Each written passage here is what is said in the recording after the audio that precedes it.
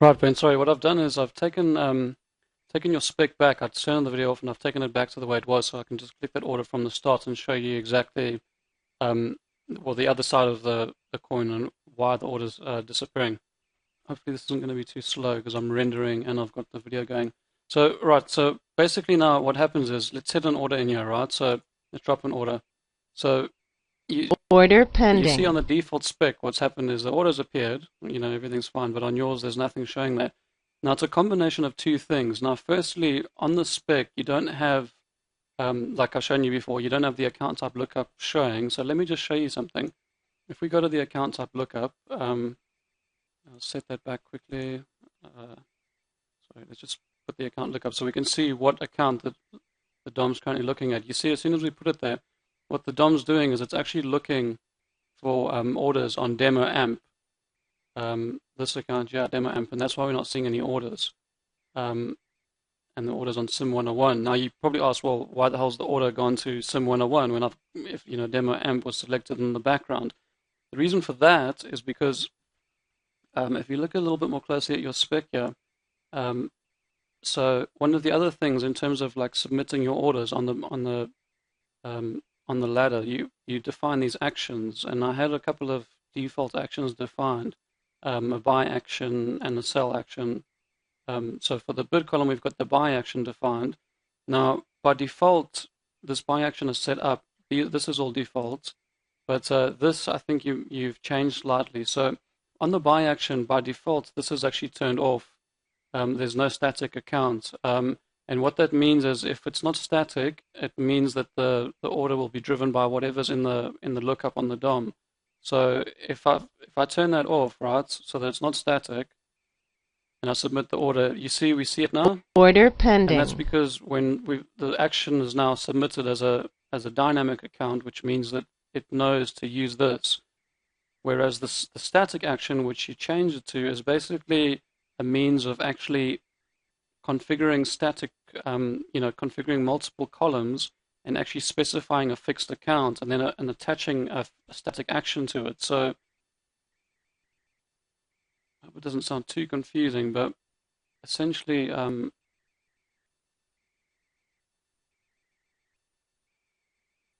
bit column by action.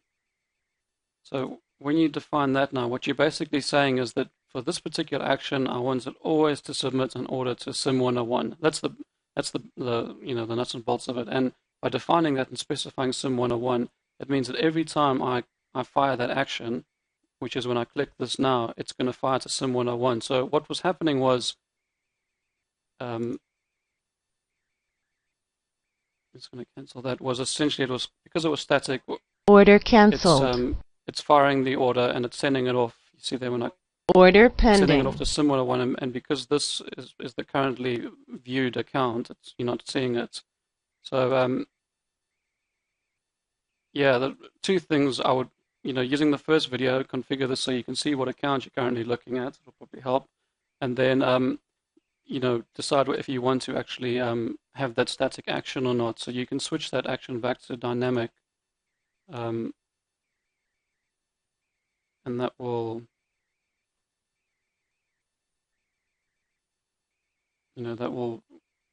sort of resolve that problem.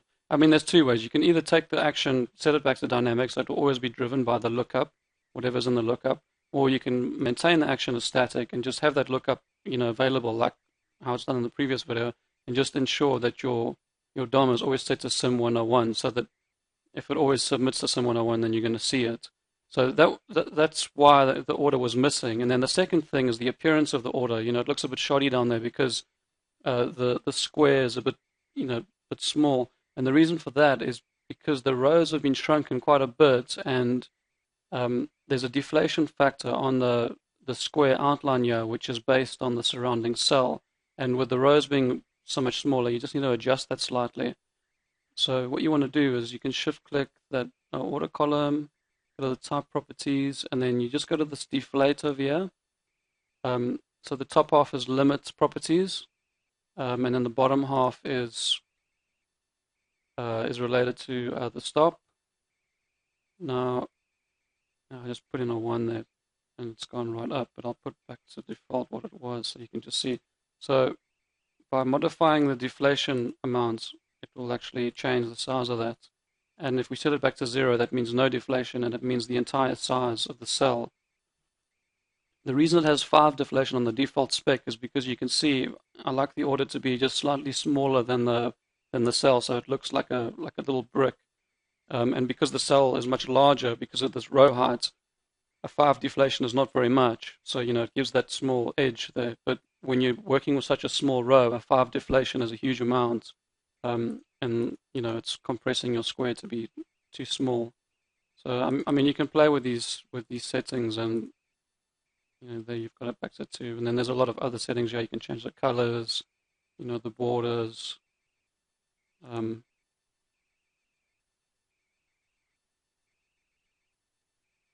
Or any of the stuff, yeah.